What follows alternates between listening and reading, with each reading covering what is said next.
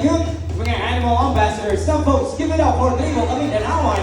Performing arts, palakpakan po natin sila guys. And folks, mamaya at exactly 5:30, ayan, may pardons pa po sila sa Tribo kami Danawan, Bantawan area po. Okay? Guys, bago tayo mag-visit sa ating show, folks, I need your energy.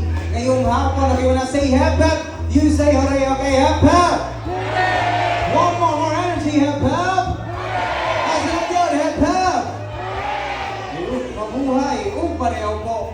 Welcome to Davao Crocodile Park and Zoo, working with nature for a better future.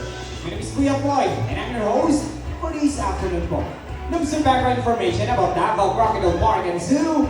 Davao Crocodile Park and Zoo is a private rescue center for endangered and wild animals. And we have been preserving these animals since 2005, and we are in coordination with the DNR, POP, and BAI.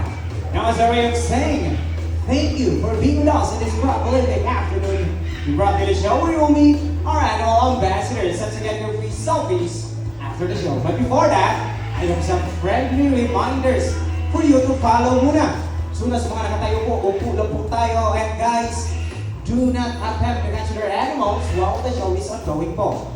Second, those who are eating, I'm so sorry, and to finish it up or finish it later after the show. And lastly, to those who take photos or videos or animals, folks, bawal po ang camera.